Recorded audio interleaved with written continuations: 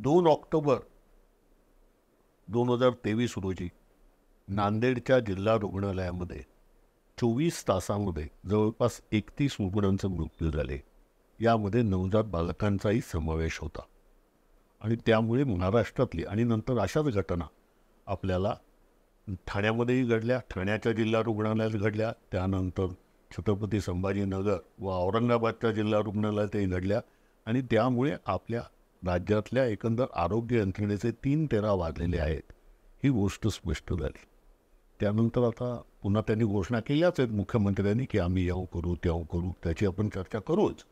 आणि एकंदर आपल्या राज्यातल्या आरोग्य व्यवस्थेचं चित्र काय आहे हे जाणून घेण्यासाठी आज आम्ही चर्चा करतो. आपण चर्चा करणार आहोत डॉक्टर संजय दाभाडे यांच्याशी.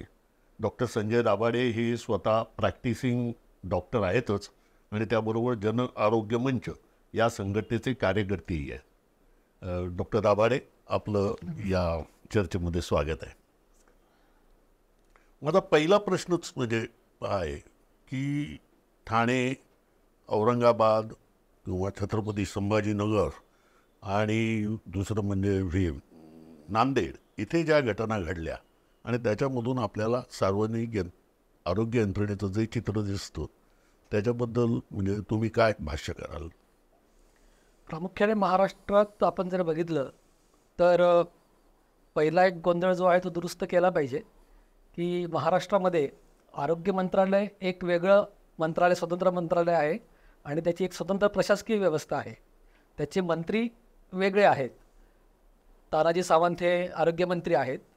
आणि दुसरा एक विभाग महाराष्ट्रामध्ये आहे जो महाराष्ट्रातले जे सगळे मेडिकल कॉलेजेस आहेत, गव्हर्मेंट मेडिकल कॉलेजेस, ज्याला एक टर्शरी केअर सेंटर असं म्हटलं जातं, त्या मेडिकल कॉलेजेसच्यासाठी स्वतंत्र प्रशासन व्यवस्था आहे आणि त्याचे स्वतंत्र मंत्री आहेत ते हसन मुश्रीफ आहेत. तर हे 2 वेगवेगळे मंत्रालय आहेत. आणि महाराष्ट्रामध्ये जे नांदेड वैद्यकीय महाविद्यालय आपण म्हणतो, शंकरराव चव्हाण वैद्यकीय महाविद्यालय, त्या वैद्यकीय महाविद्यालयामध्ये 24 तासामध्ये 24च्या वर मृत्यू झाल्याचं त्यावेळेस स्पष्ट झालं. त्यानंतर संभाजीनगर किंवा औरंगाबाद या ठिकाणी तीच परिस्थिती, साधारणतः 18 मृत्यू 24 तासात झाल्याचं कळलं. पुण्यामधलं जे बैजी वैद्यकीय महाविद्यालय ससून हॉस्पिटल म्हटलं जातं त्या ठिकाणी पण 24 तासामध्ये 18 मृत्यू झाल्याचं समोर आलेलं आहे. त्याच्यामध्ये अर्थात फरक असा आहे की ससून रुग्णालय जे पुण्याचं आहे त्याची जी कपॅसिटी आहे बेड्सची ती 1800 आहे. आणि त्यांचा दिवसभराचा जो ससूनचा इंटेक आहे पेशंटचा, रुग्ण भरतीचा, तो जवळपास 1000च्या वर रुग्ण ससूनमध्ये भरती होतात.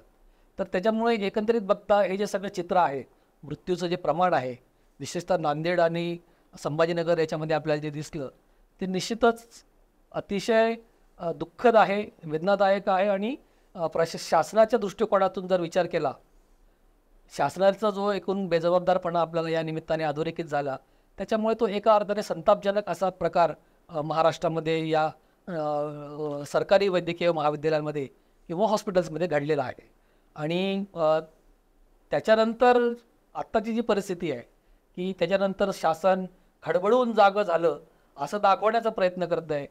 हे तात्पुरतं जागी होणारं शासन आहे हे आता स्पष्ट होत चाललेलं आहे महाराष्ट्रातल्या नागरिकांना की हे लोक थोडा वेळ काहीतरी जागा झाल्यासारखं दाखवतात आणि परत त्यांच्या जे सगळी त्यांची जी राजकीय साठेमारी असते त्याच्यामध्ये मशगूल होतात, एकमेकांवर शिवीगाळ, आरोप प्रत्यारोप याच्यामध्ये मशगूल होतात आणि जनतेचे प्रश्न बाजूला राहतात. हे आत्ताचं सगळं महाराष्ट्राचं एकूण चित्र आहे. याच्यामध्ये 2 म्हणजे आता अरुण गर्देंनी, मी त्यांच्याशी बोललो आज, तर अरुण गर्देंनी जी माहिती दिली त्यानुसार सार्वजनिक आरोग्य विभागामध्ये आजच्या 4 संचालक, 121 जिल्हा आरोग्य अधिकारी, 338 जिल्हा शल्यचिकित्सक, 459 विशेषज्ञ, 983 MBBS दर्जाचे किंवा MBBS अधिकारी असे मिळून जवळपास 1221 पदं भरलेलीच नाही आहेत अजून, असं त्यांनी माहिती दिली. तर अशी परिस्थिती असेल म्हणजे इतक्या मोठ्या प्रमाणावरती पदं समजा खाली असतील तर एक आहे त्याच्यामध्ये, एक तर त्याच्यामध्ये हे होत नाही आहे म्हणजे ज्याला आपण अर्थसंकल्पातली तरतूद आहे ती कमी असली पाहिजे किंवा असलेली तरतूद वापरली जात नाहीये असं काहीतरी असणार. तो आपल्याला काय याच्याबद्दल बोलायचं? उदाहरणार्थ आपण जर घेतलं पुण्यातलं जे ससून हॉस्पिटल, त्याला बैजी वैद्यकीय महाविद्यालय असं म्हटलं जातं, ते सरकारी वैद्यकीय महाविद्यालय आहे, त्याला अटॅच ससून हॉस्पिटल आहे. तर त्याच्यातली जी आकडेवारी आहे त्याच्यामध्ये असं दिसतं की ससून हॉस्पिटल आणि त्याला संलग्न असणारे BJ मेडिकल कॉलेज, ज्याच्यामध्ये MBBSचे आणि MD MS चे विद्यार्थी शिक्षण घेत असतात, या दोन्ही एकत्र युनिट्स आहेत. त्याच्यामध्ये आपल्याला असं दिसतं की ससून रुग्णालयामध्ये आज रोजी 644 पदं ही रिक्त आहेत, वर्ग 1, वर्ग 2, वर्ग 3, वर्ग 4. आणि BJ मेडिकल कॉलेजमधले जे आहेत त्याच्यामध्ये विविध संवर्ग जे आहेत 1 ते 1, 2, 3, 4, त्याची 225 पदं रिक्त आहेत. म्हणजे एका वैद्यकीय महाविद्यालय ससून हॉस्पिटलमध्ये आज रोजी 869 पदं रिक्त आहेत, ज्या ठिकाणी दररोज 1000 पेक्षा जास्त रुग्ण भरती होतात. आपल्यासमोर ती आकडेवारी आहे. ससूनमध्ये साधारणतः दिवसाला 1080 रुग्ण दाखल होतात. एवढं मोठं प्रमाण दाखल होणाऱ्या रुग्णांचं आहे. आणि OPD म्हणजे बाह्य रुग्ण विभागामध्ये तर हजारो पेशंट दिवसाला येत असतात वेगवेगळ्या विभागांमध्ये. त्याच्यापैकी 1080 ॲडमिट होतात. त्याच्यामध्ये जवळपास दररोज गंभीर रुग्णांची जी शस्त्रक्रिया आहे 43 एवढी असते. 99 पेशंट्स हे अतिदक्षता विभागामध्ये असतात रोज. इतका प्रचंड लोड हा ससून हॉस्पिटलवर उदाहरणार्थ आहे. आणि त्या दृष्टिकोनातून जर बघितलं, एकूण जे आपण ज्याला human resources for health HRH असं म्हटलं जातं, human resources for health HRH, या दृष्टिकोनातून जर एकूण चित्र ससून हॉस्पिटलचं BJ मेडिकलमधलं बघितलं तर अतिशय व्यस्त असं प्रमाण आहे. एकूण त्याच्यावर पडणारा लोड आणि उपलब्ध हेल्थकेअर वर्कर्स इन्क्लुडिंग डॉक्टर्स अतिशय व्यस्त प्रमाण आहे. आणि अशा कमी रिसोर्सेसमध्ये एवढं प्रचंड मोठं हॉस्पिटल चालवणं आणि एवढ्या आंतररुग्ण विभागातल्या किंवा बाह्य रुग्ण विभागातल्या पेशंट्सना हाताळणं, त्यांना योग्य काळजी घेऊन त्यांचं नीट सेवा, आरोग्यसेवा त्यांना देणं, हे कुठल्याही व्यवस्थेला शक्य नाही आहे. व्यवस्थेच्या पलीकडे म्हणजे आपण हेच बघितलं की नांदेड रुग्णालय, ज्याला शंकरराव चव्हाण मेडिकल कॉलेज असं म्हटलं जातं, त्यामध्ये ज्या दिवशी एक दुर्दैवी घटना घडली त्या दिवशी त्या ठिकाणी 24 ज्याला आपण वॉर्मर म्हणतो, जे नवजात बालकं असतात, ज्यांना जे नॉर्मल डेव्हलप झालेले नसतात, अशा बालकांना वॉर्मर्समध्ये ठेवलं जातं, इन्क्युबेटरमध्ये ठेवलं जातं. तर 24 इन्क्युबेटर्स त्या दिवशी त्या ठिकाणी नांदेडच्या रुग्णालयामध्ये उपलब्ध होती आणि त्या ठिकाणी 70 बालकांना त्याची गरज होती. म्हणजे हे कुठे गेलं प्रमाण? मग अशा परिस्थितीमध्ये एका इन्क्युबेटरमध्ये 3-3 बालकं ठेवायची का? त्या बालकांना तर इन्क्युबेटर लागणारच होतं. आणि तुम्ही जेव्हा 3 बालकं एकत्र एका इन्क्युबेटरमध्ये ठेवता तेव्हा एकाचा संसर्गजन्य आजार हा दुसऱ्याला होणार. त्याच्यामुळे बाळ दगावण्याची शक्यता निश्चितच वाढते. त्याच्यामुळे इतक्या मोठ्या प्रमाणामध्ये आज आपल्याकडे सुविधांचा तुटवडा आहे.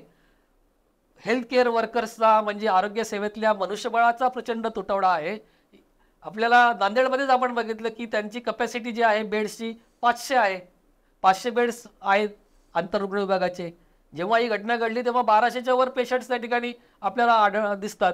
त्याच्यामुळे एकूण हा जो सगळा एकूण त्या रुग्णालयांची, शासकीय रुग्णालयांची एकूण क्षमता आणि त्यांच्यावर पडणारं लोड किंवा भार आणि त्याच्यासाठी होणारा खर्च हे अतिशय सगळं बिघडलेलं गणित आहे.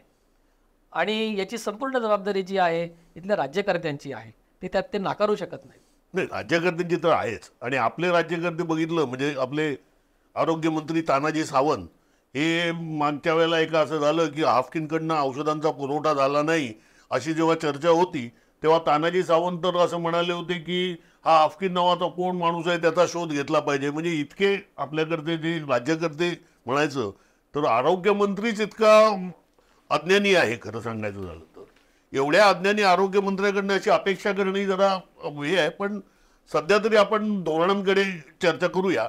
तर धोरण म्हणायचं झालं तर म्हणजे आता पुन्हा एक माहिती जी याच्यावरती मिळते इंटरनेटवरती म्हणजे हे करताना की 2019 मध्ये आपल्या देशामध्ये एकूण जो आरोग्य सेवेवरती खर्च झाला तो 77,501 कोटी रुपये झाला खर्च.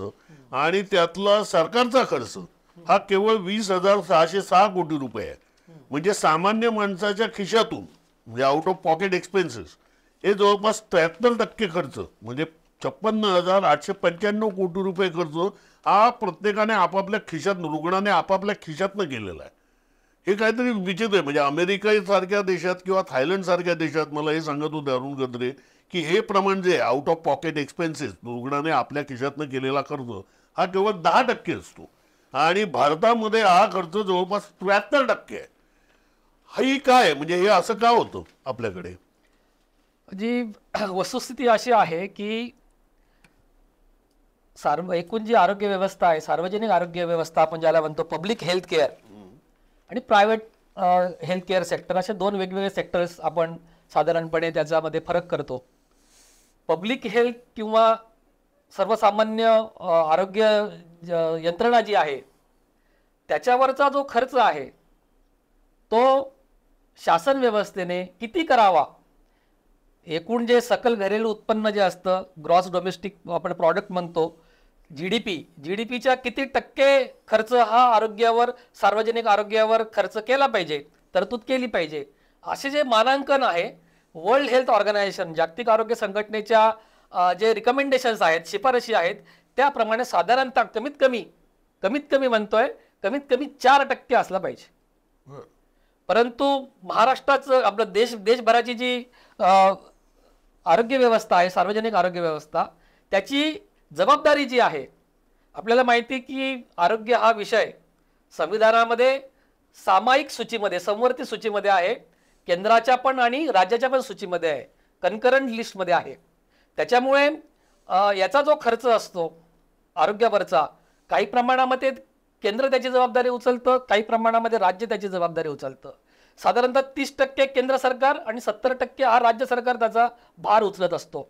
आपल्याला असं दिसतं की या दोघांचा विचार केला केंद्र आणि राज्यांचा, तर साधारणतः 2023-24 या आर्थिक वर्षामध्ये साधारणतः 1.18% एवढा जीडीपीचा 1.18% खर्च हा सार्वजनिक आरोग्यावर केंद्र आणि राज्य दोघं मिळून करतायत. म्हणजे जागतिक आरोग्य संघटनेची शिफारस आहे एकूण जीडीपीचा 4% करावा, केंद्र आणि राज्य सरकार 1.18% करतात. आणि नीती आयोगाचं काय शिफारस आहे? नाही, नीती आयोगाचं म्हणणं आहे की साधारणतः 2.5% जो आहे, म्हणजे नॅशनल हेल्थ पॉलिसी जी आहे, ज्याला आपण राष्ट्रीय आरोग्य धोरण म्हणतो, 2017ला ते कागदावर आलं, राष्ट्रीय आरोग्य धोरण, नॅशनल हेल्थ पॉलिसी 2017, 2017ला हे धोरण आलं.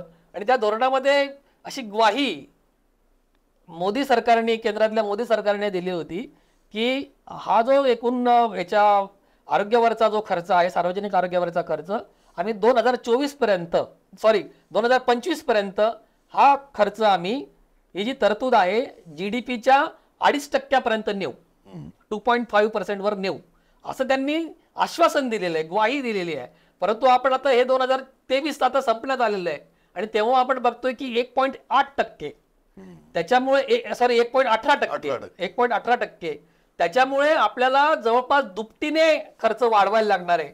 आणि शासन व्यवस्था, राज्यकर्ते, आता ही सगळी नांदेडची घटना घडल्यानंतर यांनी कितीही सांगितलं की आम्ही हे करू ते करू, परंतु आत्ताच्या जी सद्यस्थिती आहे, सद्यस्थितीच्या मध्ये जेवढा सार्वजनिक आरोग्यावर जेवढा खर्च केला जातो त्याचा तो दुपटीने करणे ही गोष्ट जवळपास अशक्य आहे. जो ट्रेंड आहे संपूर्ण राज्यकर्त्यांच्या कामांचा किंवा ते जे काही पावलं उचलतात ते बघता एवढी वाढ ही यांना शक्य नाहीये, ही एवढी वाढ करणार नाहीये. जनतेच्या डोळ्यात धुळपेक सगळी आहे. एका अर्थाने आपल्याला माहिती आहे की ज्यावेळेस एखादा आजार येतो त्या आजारावर त्या व्यक्तीचा होणारा, त्याच्या खिशातून होणारा खर्च, व्यक्तिगत खिशातून होणारा खर्च, ज्याला आउट ऑफ पॉकेट एक्सपेंडिचर असं म्हणतात, तो भारतामध्ये फार मोठ्या प्रमाणामध्ये जवळपास 70% खर्च आरोग्यावरचा हा त्या प्रत्यक्ष रुग्णाला, व्यक्तीला करावा लागतो. इतर देशांमध्ये आपण बघितले की अमेरिकेसारख्या देशामध्ये 10%च खर्च आउट ऑफ पॉकेट होतो. आपल्याला दुसरा एक धक्कादायक अशी गोष्ट आहे की जेव्हा अकस्मात जे काही प्रश्न निर्माण होतात आरोग्याचे, त्याला कॅटास्ट्रॉफिक एक्सपेंडिचर ऑन हेल्थ असं म्हटलं जातं. म्हणजे आरोग्याच्या अचानक उद्भवलेल्या आजारामुळे एखाद्या व्यक्तीवर किंवा त्याच्या कुटुंबावर अचानक पडणारा ताण, आर्थिक ताण, याच्यामुळे जवळपास 1.2 कोटी लोक भारतामध्ये दारिद्र्य रेषेखाली ढकलले जातात कॅटास्ट्रॉफिक हेल्थ एक्सपेंडिचरमुळे. त्याच्यासाठी काही प्रयत्न जरूर करण्याचा काही योजना आलेल्या आहेत शासनाकडनं. उदाहरणार्थ महात्मा फुले योजना जी आहे महाराष्ट्रामध्ये, जी पूर्वी राजीव गांधी योजना म्हणून होती, ती आलेली आहे. दुसरी आहे आयुष्यमान भारत योजना, ही केंद्राच्या पातळीवरून आलेली आहे. परंतु तरी सुद्धा एकंदरीत जर बघितलं, या एका अर्थाने विमा पॉलिसी आहेत आणि ज्या इन्शुरन्स बेस जी आरोग्य व्यवस्था असते त्या धोकेदायक असतात. त्याच्यातल्या अनेक त्रुटी, अनेक उणिवा या जे एक्सपर्ट्स आहेत, तज्ज्ञ आहेत, त्यांनी दाखवून दिलेल्या आहेत. त्याच्यामुळे मुख्य प्रश्न जो आहे, तुम्ही काही विमा योजनाच्या माध्यमातून काही गोष्टी करत असाल तर ठीक आहे, परंतु मुख्य मुद्दा जो आहे आरोग्यामधला, ते 2 मुद्दे आहेत. पहिला मुद्दा हा आरोग्यावरचा खर्च. वर्ल्ड हेल्थ ऑर्गनायझेशनने सांगितल्याप्रमाणे GDPच्या कमीत कमी 4% झाला पाहिजे, हा त्याच्यातला अतिशय महत्त्वाचा मुद्दा आहे. आणि दुसरा मुद्दा जो आहे की आरोग्य क्षेत्रातले जे एकूण हेल्थ केअर वर्कर्स ज्याला आपण म्हणतो, ह्युमन रिसोर्सेस फॉर हेल्थ, म्हणजे आरोग्य क्षेत्रातले कर्मचारी, यांचं जे प्रमाण आहे, त्यांची गरज किती आणि त्यांची उपलब्धता किती, याच्यातला जो सगळा तफावत आहे ती ताबडतोब भरून काढणे, हे 2 तातडीचे प्रोग्राम्स आपल्याला घ्यावे लागतील. तरच हे सगळे नांदेडसारखे किंवा संभाजीनगर, औरंगाबाद सारखे जे प्रश्न उपस्थित होतात अचानकपणे, ते थांबले जातील. नाही तर पुन्हा पुढच्या वर्षी नवीन काहीतरी नांदेड घडेल, महाराष्ट्रात नाही कुठं दुसऱ्या राज्यामध्ये घडेल. त्याच्यामुळे हे सोल्युशन्स आहेत असं मला वाटतं. एक त्याच्यातला प्रश्न असा आहे की औषध म्हणजे सार्वजनिक आरोग्य यंत्रणेमध्ये प्रामुख्याने एक डॉक्टर्स म्हणजे हा जो एक करतो, आणि दुसरा एक फार्मास्युटिकल कंपन्या, हा एक मोठा विषय असतो की फार्मास्युटिकल कंपन्या किंवा औषध कंपन्या ज्या भरमसाठ हे लावतात, नफा कमवत असतात, हा एक मोठा इश्यू आहे. आणि म्हणजे आपण जपानमध्ये बघितलं तर जपानमध्ये हॉस्पिटलमधनं नफा कमवण्यावरती कायदेशीररित्या बंदी आहे. आणि आपल्याकडच्या कंपन्या म्हणजे आपल्याकडचा फार्मास्युटिकल सेक्टर किंवा औषध कंपन्यांचा जे हे आहे सेक्टर, हा खूप मोठा आहे. आणि या संबंधामध्ये तमिळनाडू सरकारने जे केलं, म्हणजे आता काय तमिळनाडू सरकार हे काय भ्रष्टाचार मुक्त आहे अशातला भाग नाही आहे, परंतु तमिळनाडू सरकारने औषध खरेदीसाठी एक स्वतंत्र कॉर्पोरेशन निर्माण केलं. त्या कॉर्पोरेशनकडे हे आहे काय, ती औषधं जी आणलेली खरेदी केलेली आहे, ही औषधंची गुणवत्ता तपासण्याची यंत्रणा आहे. तिसरी गोष्ट म्हणजे ही सगळी औषध खरेदी ही टेंडरिंगने होते. आणि मग त्यामुळे असं असतं की समजा गडचिरोली जिल्ह्यामध्ये मलेरियाची साथ असेल तर फक्त त्याच्यासाठीच मलेरियाची औषधं खरेदी केली जातात, इतर कुठे असेल तर त्याच्यासाठी केली जातात. आत्ता जे मागच्या आठवड्यात जी कॅबिनेट मिटिंग झाली त्याच्यामध्ये मुख्यमंत्र्यांनी जी माहिती दिली कॅबिनेट मिटिंग नंतर, त्याच्यात असं म्हटलेलं आहे की सरकारी दराने औषध खरेदी करण्याच्या सूचना देण्यात आलेल्या आहेत. आता इथेच सगळ्यात गडबड असते. आता तमिळनाडूमध्ये जी एक पारदर्शक अशा प्रकारची यंत्रणा उभी राहिलेली आहे औषध खरेदीच्या बाबतीत आणि सार्वजनिक आरोग्य यंत्रणेमध्ये, म्हणजे आज तमिळनाडूमध्ये सर्वाधिक लोक हे सरकारी इस्पितळात जाऊनच उपचार घेतात किंवा केरळमध्येही.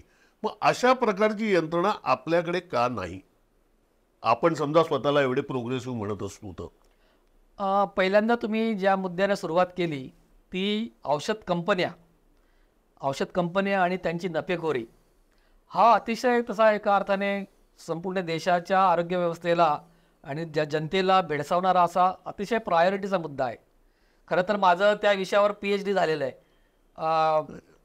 औषध कंपन्या ज्या आहेत त्या कशा पद्धतीनं त्यांचं संपूर्ण एकूण अर्थकारण असतं याच्यावर माझा संशोधनाचा तो विषय आहे.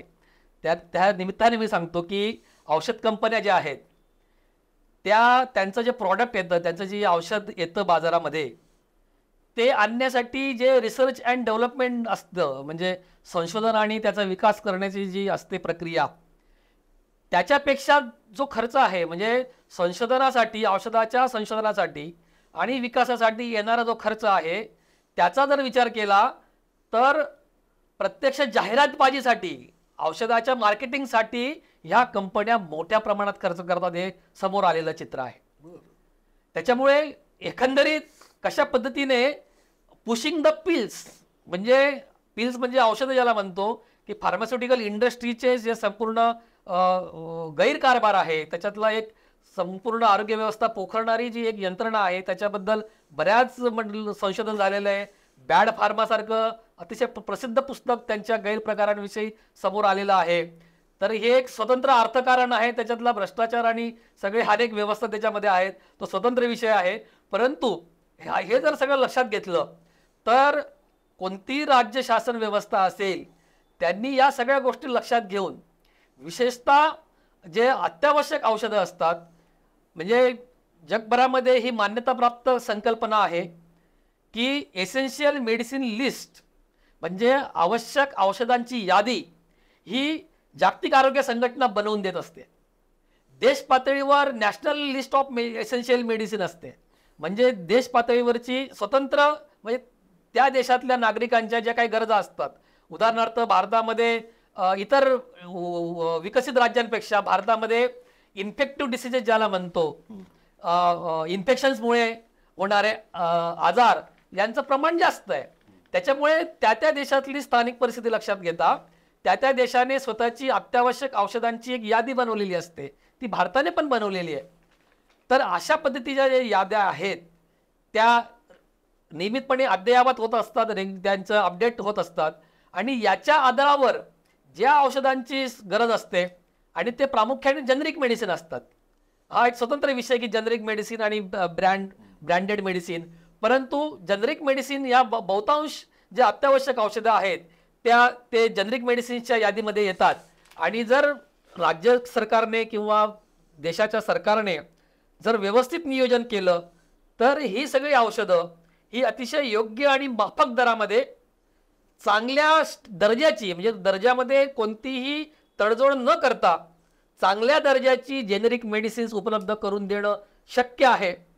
परंतु एकूण जे पॉलिटिकल विल म्हणतो, राजकीय इच्छाशक्ती आणि आरोग्य हा प्रायोरिटीचा विषय, म्हणजे आरोग्य आणि शिक्षण हे तुमचे प्राधान्यक्रम आहेत का एकूण राज्यकारभार चालवताना, तर ते दिसत नाही. आत्ताचे विषय मंदिर मस्जिद हे प्राधान्याचे विषय आहेत, लव जिहाद वगैरे हे आत्ताचे प्राधान्याचे विषय आहेत. गरबा जो आहे, गरब्यामध्ये कोणी यावं, भगवा ड्रेस घालून यावं किंवा काय, हे आत्ताचे प्राधान्याचे आणि चर्चेचे विषय आहेत मीडियाने ठरवलेले. त्याच्यामुळे एकूण राज्यकर्ते असतील किंवा प्रसिद्धी माध्यमं ही ओपिनियन मेकर्स आहेत, परंतु मुख्य प्रवाहातली तथाकथित मुख्य प्रवाहातली प्रसिद्धी माध्यमं मात्र आरोग्य आणि शिक्षण हे जे रोजगाराचे प्रश्न आहे हे शेवटी टाकून दिलेले मुद्दे आहेत. त्याच्यामुळे हे सगळे हे जे सगळं औषधाच्या संदर्भातलं जे धोरण आहे, योग्य धोरणाची गरज आहे. तमिळनाडूने किंवा केरळने एक चांगला पॅटर्न, चांगलं मॉडेल उभं केलेलं आहे. त्याचा आम्ही महाराष्ट्राने ते शिकून घेण्याचा प्रयत्न केला, परंतु प्रत्यक्षात शिकले मात्र नाही. कागदावर काही गोष्टी आल्या परंतु त्याची अंमलबजावणी झाली नाही. हाफकिन संस्थेकडे हे संपूर्ण औषध खरेदीचं कामकाज दिलेलं होतं. ते बाजूला सारून महाराष्ट्र सरकारने नवीन प्राधिकरण तयार केलं. त्या प्राधिकरणाचे अध्यक्ष हे मुख्यमंत्री असतात, ते बैठका घ्यायला वेळ देत नाहीत. आणि चित्र असं आहे की जेव्हा एखादं हॉस्पिटल, मेडिकल कॉलेज, महाराष्ट्रातलं एखादं मेडिकल कॉलेज जर 4 कोटीच्या औषधांची डिमांड करत असेल, त्यांच्याकडचा पेशंटचा इंटेक आणि लोड बघता 4 कोटीचा जर मागणी केली जात होती, तेव्हा अक्षरशः 75 लाख 60 लाखाचा त्या ठिकाणी सरकारकडनं पुरवठा होत होता. ही जी प्रचंड तफावत, मागणी आणि पुरवठा, मागणी किती त्या रुग्णालयाची आणि सरकार पुरवठा किती करतं पैशांचं, निधीचं, ही जर बघितली तफावत तर फार अशी भीषण अशी तफावत आहे. आणि त्याचे थेट परिणाम मग स्थानिक पातळीवर जे ते महाविद्यालय आहे किंवा हॉस्पिटल आहे त्याचे जे डीन असतात, त्यांचे जे अधिकारी डॉक्टर्स असतात, त्यांना मग सगळं 19-20 करावं लागतं, ॲडजस्टमेंट्स करावे लागतात. आणि त्याच्यामुळे पेशंटला पुरेशा प्रमाणामध्ये औषधं उपलब्ध होत नाहीत. आता याच केसमध्ये जी नांदेडमधली जी घटना घडलेली आहे, या नांदेडमधल्या घटनेमध्ये एका रुग्णाच्या नातेवाईकांनी तिथले जे डीन आहेत नांदेड वैद्यकीय महाविद्यालय आणि हॉस्पिटलचे, त्यांच्या विरुद्ध सदोष मनुष्यवधाचा गुन्हा दाखल केलेला आहे. आणि त्यांनी असं तक्रारीमध्ये नोंद केलेली आहे की त्यांना सरकार तिथल्या हॉस्पिटलनी, नांदेडच्या हॉस्पिटलनी त्यांना औषधं पुरवली नाहीत आणि त्यांना शस्त्रक्रियेसाठी 45,000 रुपयाचे औषधं आणायला भाग पाडण्यात आलं. अशा पद्धतीचं हे रेकॉर्डवर आलेलं आहे. आता मुद्दा असा आहे की 45,000 एका सरकारी रुग्णालयामध्ये आलेला रुग्ण, त्याची आर्थिक परिस्थिती नेमकी काय, आणि त्याला तुम्ही ऐनवेळेस 45,000 रुपयाचा खर्च करायला लावता. ही वेळ कोणी आणली? तर जर तुम्ही तमिळनाडू, महाराष्ट्र सरकारने तमिळनाडू मॉडेल किंवा केरळसारखा या ठिकाणी औषध पुरवठ्याचा जर प्रयत्न केला असता तर ही वेळ आली नसती आणि सदस्य मनुष्यवधाचा गुन्हा हा दाखल झाला तिथल्या अधिष्ठातांवर. त्यांची याच्यामध्ये जबाबदारी किती, ते याला जबाबदार किती, आणि मुख्यमंत्री, आरोग्यमंत्री आणि वैद्यकीय शिक्षण मंत्री जबाबदार किती, हे समोर आलं पाहिजे. दूध का दूध, पाणी का पाणी झालं पाहिजे. महाराष्ट्र शासनाने 30 डिसेंबर 2010 एक शासन निर्णय पारित केला. त्या शासन निर्णयामध्ये त्यांनी असं म्हटलेलं आहे, त्यांनी म्हणजे ज्या सरकारी रुग्णालयामध्ये आरोग्य सुविधा दिल्या जातात त्या आरोग्य सुविधांमध्ये ओपीडी साठी, एक्सरे साठी, एखाद्या तपासणीसाठी किती खर्च त्या रुग्णाने करावा याची यादी दिलेली आहे. मुळामध्ये सार्वजनिक आरोग्य व्यवस्थेमध्ये आलेल्या रुग्णाकडून पैसे घेणं, काही चार्जेस घेणं, काही फी घेणं हेच मुळात चुकीचं आहे. परंतु ती जी संपूर्ण जो GR आहे, शासन निर्णय, त्याच्यामध्ये नंतर असं म्हटलेलं आहे टीप नंबर 1 मध्ये की शस्त्रक्रियेसाठी लागणाऱ्या ज्या औषधोपचार खर्च आहे, औषधं आहेत आणि इतर जे साहित्य आहे ते त्या रुग्णाने पुरवायचं आहे. हे धक्कादायक आहे, अतिशय धक्कादायक आहे. म्हणजे एकीकडे या इथला रुग्ण म्हणतोय की 45,000 रुपये त्यांना खर्च करावा लागला बाहेरून औषध आणि इतर सामुग्री आणण्यासाठी, परंतु त्याचं मुख्य प्रॉब्लेम कुठं आहे? GR मध्ये प्रॉब्लेम आहे. शासन निर्णय जर चुकीचा आहे तर आम्ही तर मागणी करत आहोत की जन आरोग्य मंच म्हणून की हा जो GR मधली ही जी तरतूद आहे ही तुम्ही रद्द करा. म्हणजे त्या ठिकाणी पेशंटचा रुग्ण, त्या पेशंटचे नातेवाईक, रुग्ण अत्यवस्थ आहे, नातेवाईक हा पैशांसाठी त्याने कुठं पळायचं. त्याने ग्रामीण भागात जाऊन पैसे आणायचे, त्याने काही शेत विकायचं, जमीन विकायची, घर विकायचं. म्हणजे ही वेळ तुम्ही शासन आणतंय. तुम्ही आता महाराष्ट्राच्या मुख्यमंत्र्यांनी फार लाख घोषणा केल्या असतील, परंतु त्यांनी ही घोषणा करावी की शस्त्रक्रियेसाठीचा जो काही खर्च आहे तो शासन करेल. अशी भूमिका घेण्याची गरज आहे. आता ते तामिळनाडूचं या निमित्ताने एक सांगतो की तामिळनाडू आणि केरळमध्ये जी औषध खरेदीची यंत्रणा आहे त्याच्यामध्ये या सगळ्या फार्मास्युटिकल कंपन्या बाजारातल्या दरापेक्षा 10 पट कमी दर सरकारला देतात, कारण एवढ्या मोठ्या प्रमाणावर मार्केट आहे आणि अजिबात तिकडे भ्रष्टाचार नाही. ही एक आश्चर्याची गोष्ट आहे.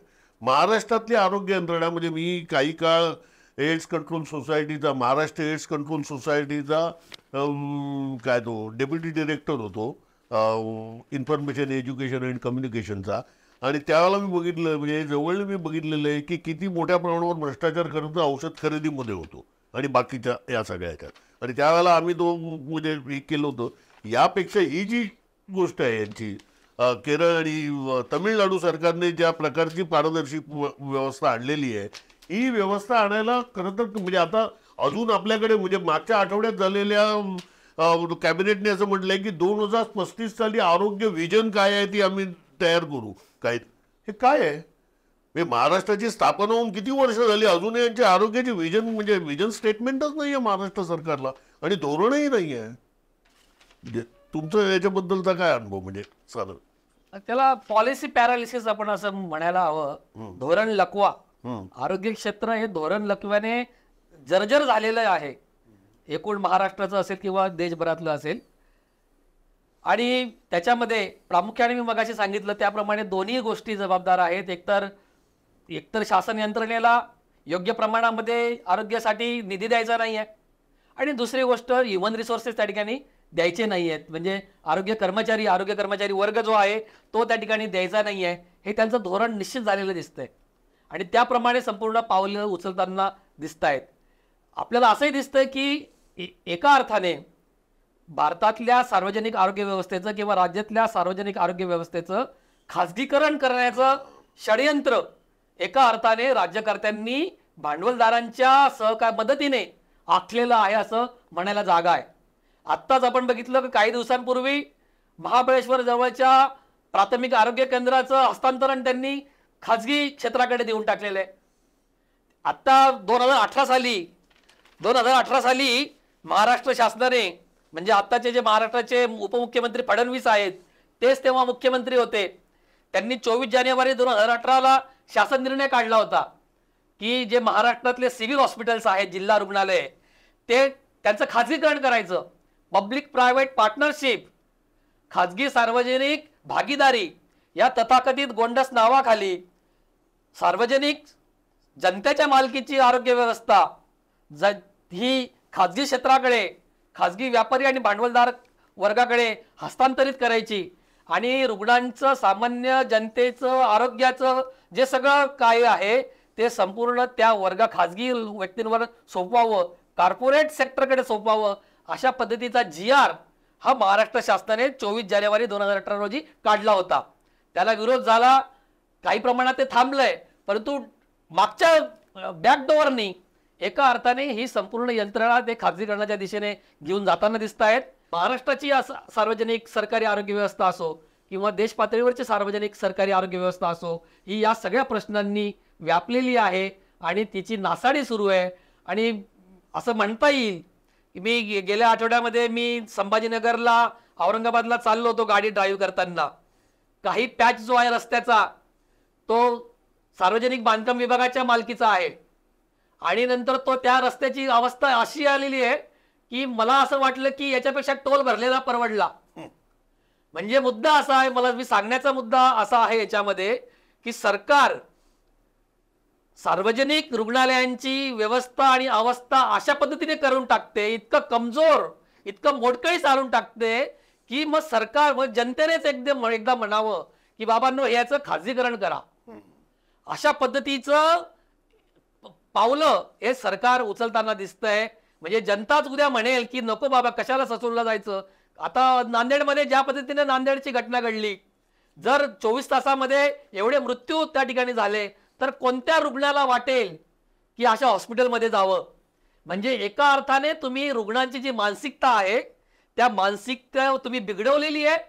त्यांना जो एक आत्मविश्वास वाटावा, सार्वजनिक आरोग्य व्यवस्थेमध्ये जाऊन मला चांगला न्याय मिळेल, मला चांगली आरोग्य सेवा मिळेल, ते तुम्ही कलुषित केलेलं आहे. आणि तुम्ही एका अर्थाने या घटनांमधून असं रुग्णांना, महाराष्ट्रातल्या जनतेला तुम्ही असा संदेश दिलेला आहे की बाबांनो, तुम्ही सरकारी रुग्णालयात जाऊ नका, तुम्ही कॉर्पोरेट सेक्टरकडे जा.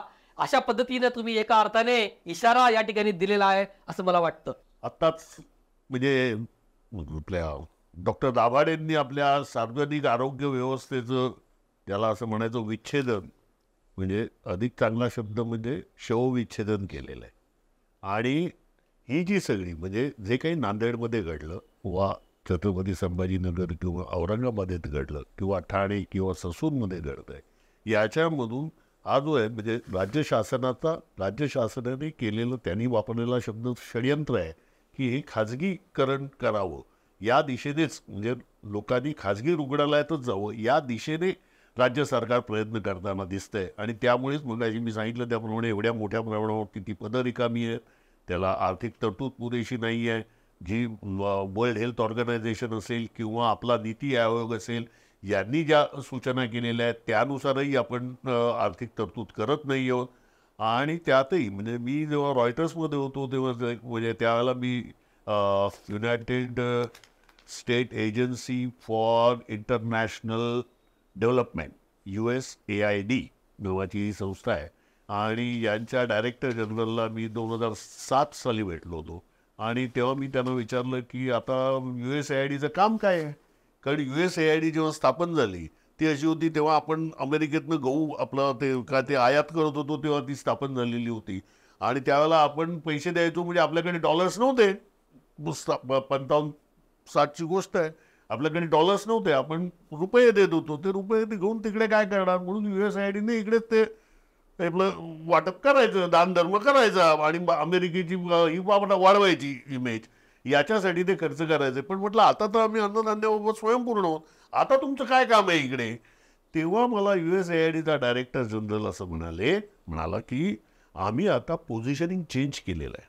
आम्ही आता भारत सरकारला वेगवेगळ्या म्हणजे हे जे ओपनिंग अप झालं इकॉनॉमीचं, म्हणजे अर्थव्यवस्थेचं खुलीकरण झाल्यानंतर, जागतिकीकरण झाल्यानंतर आम्ही त्यांना कन्सल्टन्सी सर्व्हिसेस पुरवतो. उदाहरणार्थ काय, तर भारतीय आरोग्य व्यवस्थेचं म्हणजे पब्लिक हेल्थचं जे काही आहे याची सर्व पुनर्रचना कशी करायची, तर यासाठी जॉन्स हॉपकिन्स युनिव्हर्सिटीची आम्ही सल्लागार म्हणजे मदत घेतलेली आहे. म्हणजे जॉन्स हॉपकिन्स युनिव्हर्सिटीला पैसे देणार भारत सरकार आणि त्यानंतर तेही सूचना करणार. त्या सूचनेमधून हे खाजगीकरण होत आहे आणि हे खाजगीकरण होत असल्याने म्हणजे आता डॉक्टरांनी तर त्याचा एकदम म्हणजे सगळा पंचनामाच म्हणलेला आहे. आणि या खाजगीकरणामुळे आपल्या म्हणजे राज्याची व्यवस्था अतिशय बिकट झालेली तर दिसतेच आहे. पण त्याचबरोबर याच काळामध्ये तमिळनाडू किंवा केरळसारखी राज्य जे काही करतायत, ज्या प्रकारचं आरोग्य व्यवस्था निर्माण त्यांनी केलेली आहे आणि याच्याबद्दल तिकडच्या सर्वसामान्य लोकांना विश्वास वाटतो, तशा प्रकारचंही वातावरण आपल्याकडे शिवाजी महाराजांचं नाव घेणाऱ्या कोणत्याही राज्यकर्त्याला करता आलेलं नाही. आणि ही अतिशय गंभीर बाब आहे. डॉक्टर दाभाडे इकडे आले आणि त्यांनी या चर्चेमध्ये सहभागच नाही, परंतु त्यांनी या सगळ्या आपल्या सार्वजनिक आरोग्य व्यवस्थेवरती जो प्रकाश टाकला त्याबद्दल त्यांचे मनापासून आभार. धन्यवाद.